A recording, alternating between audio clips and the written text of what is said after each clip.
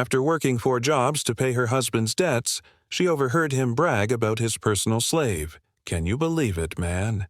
She's still working 4 jobs, and she thinks she's doing it for love. The laughter that followed was cold, sharp, the kind that could cut skin. Maria froze in the hallway, her hands still wet from washing dishes. The voice was her husband's. Derek. He was in the living room with his friends. Loud, confident, talking like the king of a castle that wasn't even his. She'd just come home from her night shift at the hospital, shoes soaked, bones aching, hoping he'd be asleep. But he wasn't. She pressed her back against the wall, heart pounding. "You know what I call her now?" Derek said, his tone dripping with arrogance. "My personal slave." The men laughed again. Maria's hand tightened around the edge of the doorframe until her knuckles turned white. "She pays every bill," Derek went on. "The car, the house, even my poker tabs. And all I gotta do is smile and say, 'I'm trying, baby.' She eats that up every time. A beer can cracked open. Someone whistled.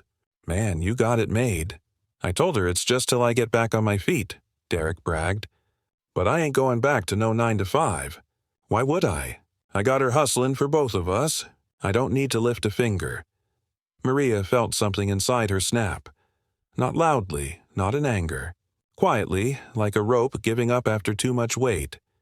She had worked 4 jobs, hospital janitor at night, diner waitress by morning, part-time laundry cleaner, and babysitter on weekends. Every dollar she earned went into paying the debts Derek had built gambling and lying, and she had believed him. Every single time. One of the men chuckled. "You sure she won't ever find out?" Derek laughed. "She's too soft, too scared to live without me. Women like her, they don't leave. They serve." Maria covered her mouth, fighting the sound that wanted to escape. A sob? A scream? She didn't know. In that moment, she saw everything. The years she'd wasted, the dreams she'd buried, the kindness he'd twisted into a chain. She stepped back silently, her heart breaking but her mind clearing for the first time in years. Then she whispered to herself, voice trembling but strong, "Let him think I'm still his slave, just for a little longer."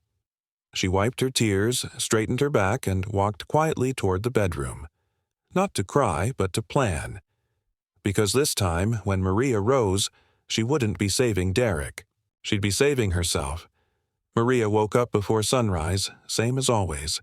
But something inside her had changed. A silence that wasn't weakness anymore. It was calm, sharp, dangerous. Derek was snoring on the couch, one arm hanging off the side, an empty beer can rolling on the floor. She stood there for a moment staring at him. The man she'd once loved looked small now. Not because he'd shrunk, but because she had finally stopped looking up. She didn't say a word. She just picked up her work shoes, tied the laces tight, and whispered under her breath, "One more day. Maria, just one more day of pretending." At the diner, the morning rush came fast.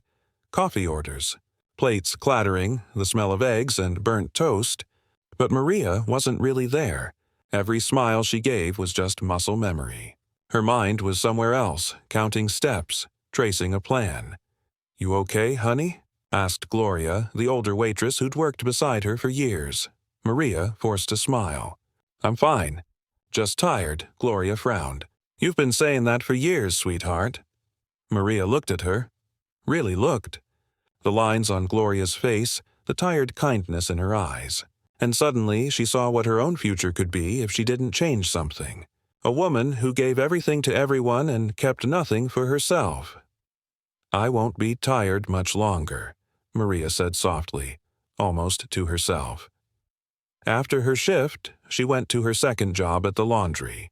Folding, sorting, pressing. Mechanical movements, easy to hide behind.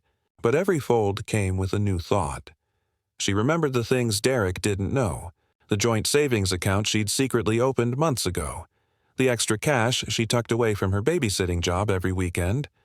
The quiet visits she'd been making to the community college, asking about scholarships and night classes. She had built her escape in pieces. Small, hidden, careful. because deep down she'd always known love shouldn't hurt this much. That night, she came home to find Derek sitting at the table, counting her tips like they were his own. "About time you brought something home," he said without looking up.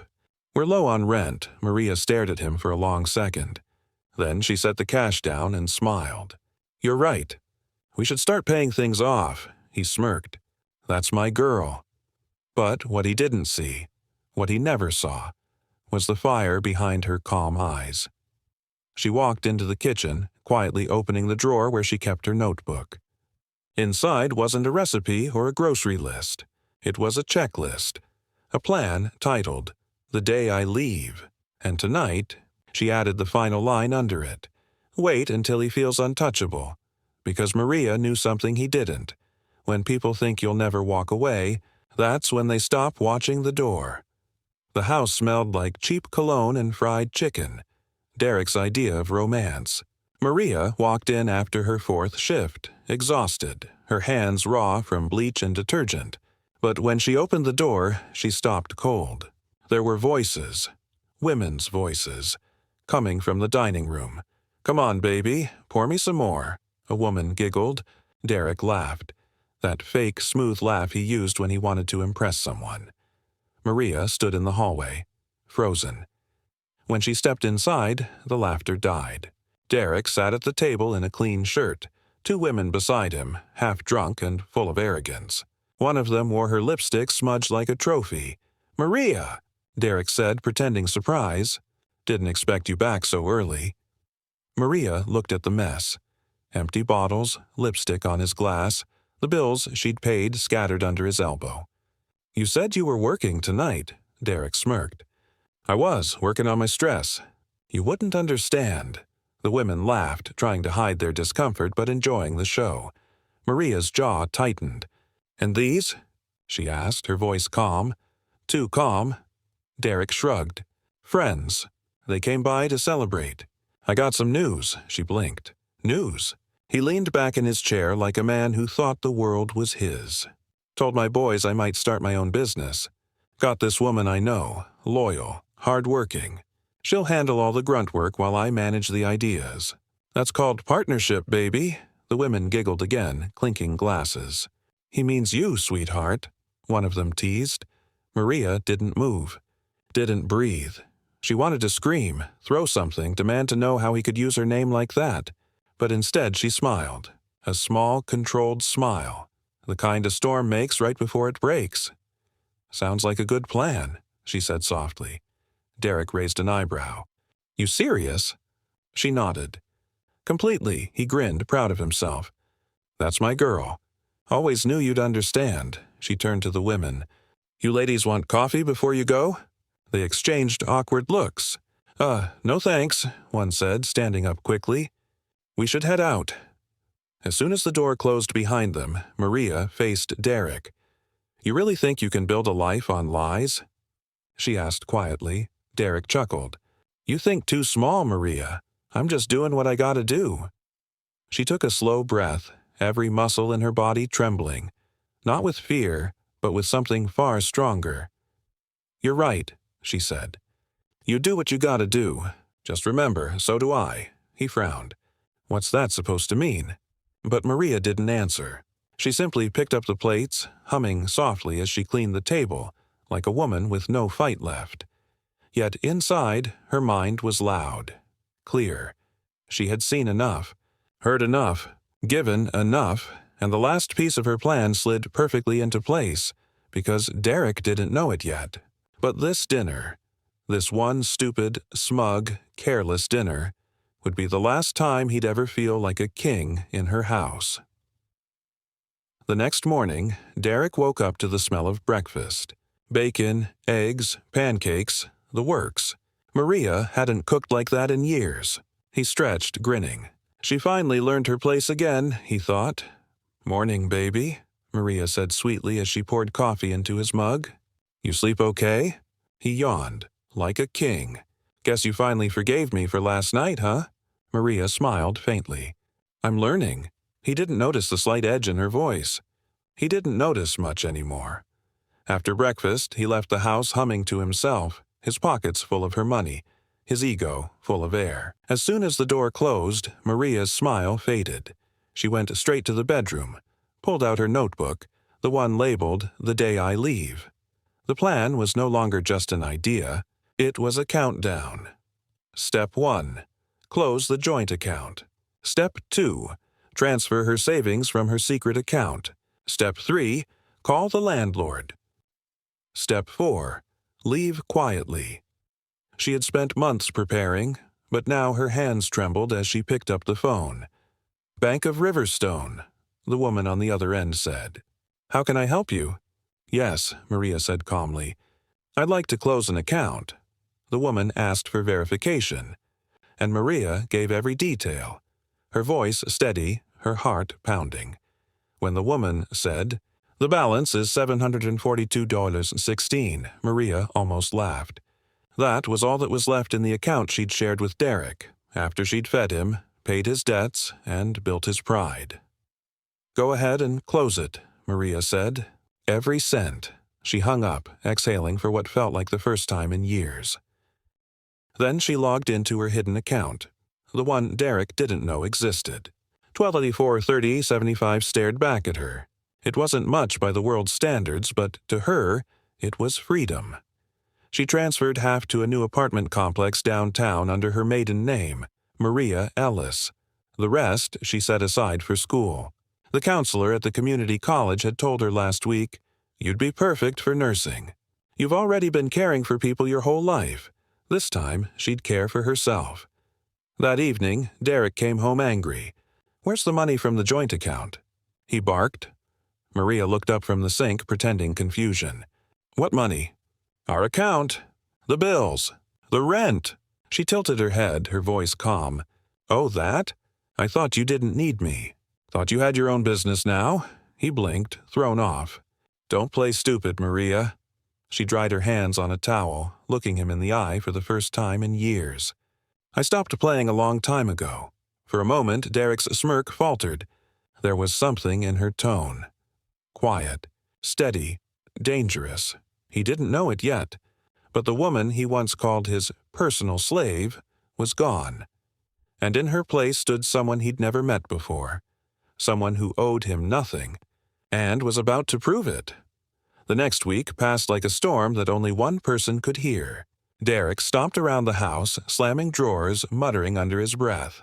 The joint account was gone, his business plans were stalled, and Maria, she stayed calm, quiet, smiling even. "Where's the rent money, Maria?" He snapped one evening. She folded laundry, her voice soft. "Didn't you say you'd handle the finances from now on?" He glared. "Don't get smart with me." She met his eyes, unblinking. "I stopped trying to." He didn't know how to respond, so he did what weak men do. He walked out, slamming the door behind him. Maria exhaled slowly, folding the last shirt. She wasn't afraid anymore. Every slam, every insult, every lie, none of it reached her now.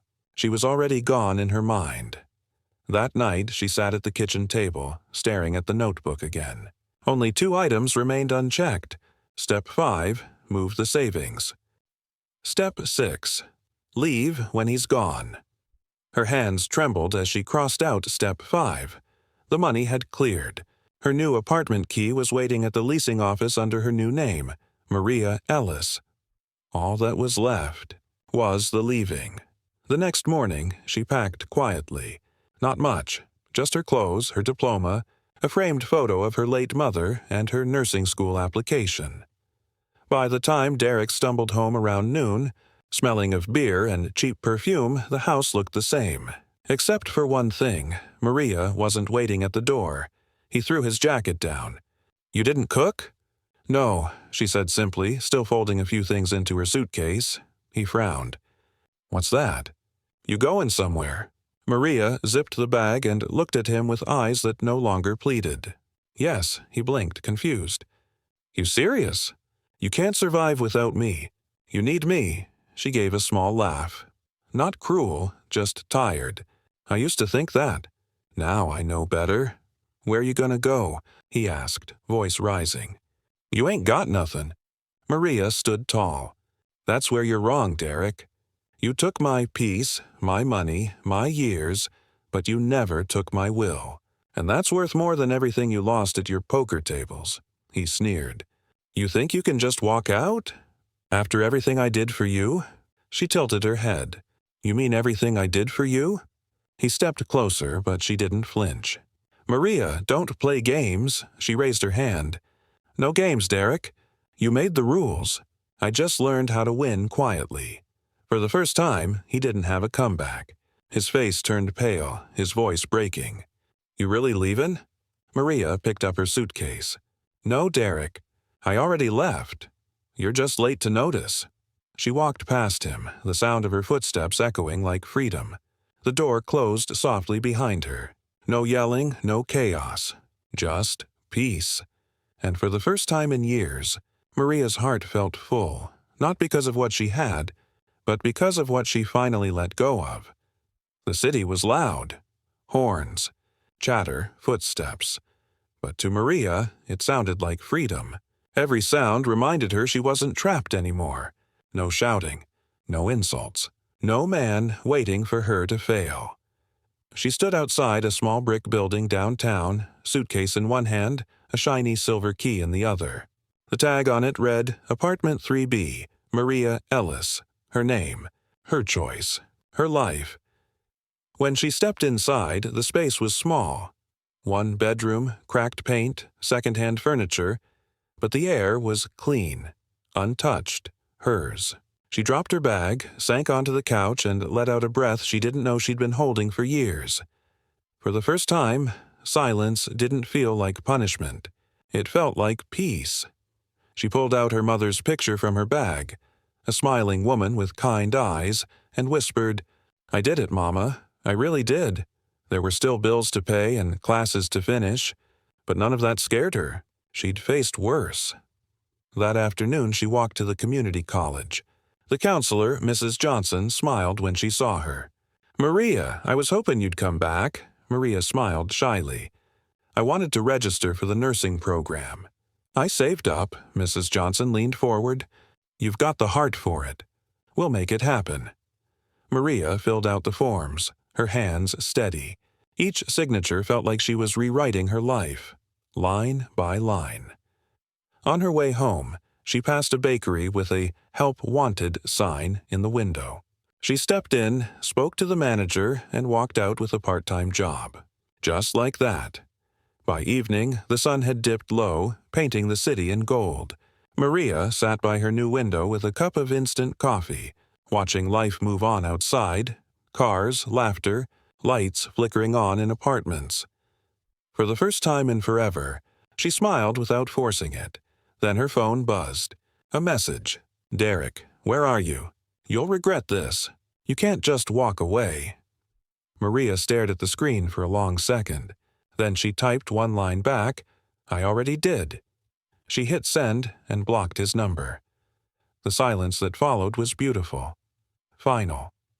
That night she slept without fear. No footsteps in the hallway. No shouting. Just her heartbeat, slow, steady, alive. In the dark, she whispered, "Thank you, God, for giving me back my name." And somewhere deep inside, Maria knew this was only the beginning. The smell of fresh bread wrapped around Maria the moment she stepped into the bakery. Warm air, soft music, a bell that chimed when the door opened. For the first time in years, work didn't feel like a battlefield. It felt like peace.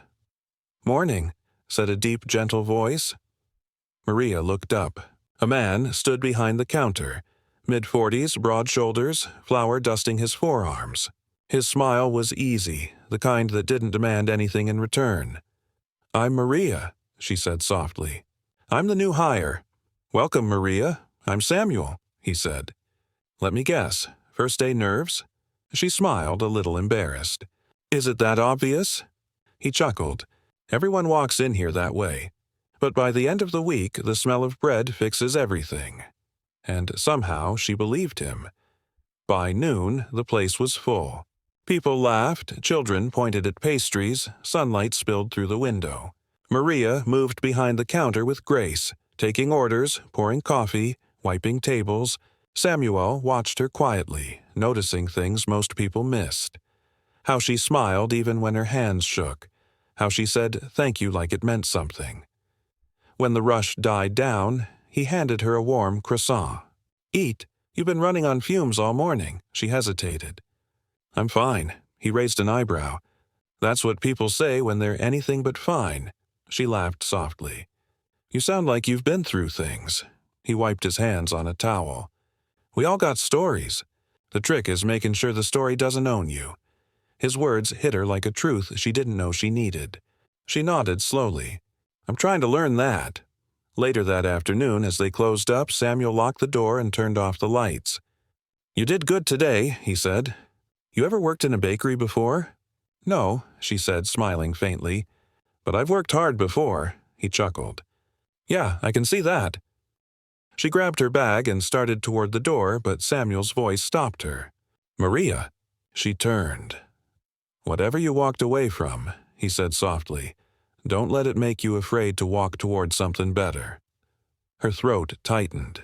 How do you know I walked away from something? He smiled sadly. Because peace always looks a little lost when it first finds you. Maria blinked back tears. Thank you, Samuel. Any time, he said. See you tomorrow. She stepped outside into the cool night air, the city lights glowing around her. For the first time, she didn't feel like a runaway. She felt like a woman rebuilding. What she didn't know, what neither of them knew, was that Samuel's quiet kindness would become the mirror that showed her who she truly was. And that soon, the man who once broke her would come looking for the woman he thought he owned, only to find she no longer existed. 2 months later, Maria's life looked nothing like it used to. She woke up early, not to exhaustion, but to purpose. The bakery had become her second home, and Samuel, her quiet friend, had become something more than comfort. He never asked about her past. He just saw her, every part of her too, without judgment or pity. The nursing school had accepted her. Classes started next month. She was moving forward. She was free. But freedom, she learned, sometimes echoes loud enough to draw the past back. It was late evening when the bakery lights flickered out. Samuel had left early, and Maria was locking the front door when she heard it. That voice. Maria. Her heart froze. Derek. He stepped out from the alley shadows, his eyes wild, his clothes wrinkled. The smell of alcohol and desperation hung around him. You've been hiding from me, he hissed. Took my money. My life. Maria's hand gripped the key tightly. I didn't take your life, Derek. You gave it away, every time you chose yourself over me. He laughed bitterly. You think you better than me now? Working in a bakery? That's your big revenge? She looked him straight in the eye. My revenge is peace. He flinched, and as if the word itself burned. I came to take you home, he said. You belong with me. Maria stepped closer, voice calm but sharp. I don't belong to anyone. Not anymore. He moved toward her but stopped when Samuel's voice came from behind him. She said no. Derek turned. Samuel stood there, tall, steady, silent fire in his eyes. You need to leave, he said firmly. This ain't your business, Derek snapped. Samuel's voice didn't rise. It is if you don't respect a woman's no. For a long moment, no one moved. Then Derek spat on the ground, his face twisted. You'll come running back when you realize he can't save you, he sneered. Maria smiled. Small, calm, certain. You're right. He can't save me. I already did that myself. Her voice didn't shake. Her eyes didn't drop. And Derek, for the first time in his life, couldn't speak. He turned away, muttering curses as he disappeared into the dark. When the street fell quiet again, Samuel looked at her. You okay? Maria took a slow breath, the night air filling her lungs like new life. Yeah, she whispered. Better than okay, he smiled. Told you. Peace looks lost at first, but it always finds its way home. Maria laughed softly, wiping a tear. It did. As they walked down the empty street, the lights glowed gold against the dark sky. Maria looked up, whispering to herself, Thank you, God, for letting me lose what was killing me so I could find what could heal me. Months later, she graduated from nursing school. Top of her class. Samuel stood in the audience, pride in his eyes. When she walked across that stage, the whole room saw a nurse. But Maria knew what she really was. A survivor. She had worked 4 jobs, paid a man's debts, and still rose higher than his hate. She had turned pain into peace. And at the door of her new life, she hung a small sign in her apartment. The woman he broke no longer lives here. The end. Morale. Sometimes you don't need revenge. You just need to heal so loudly that your peace becomes the thing they can never touch again.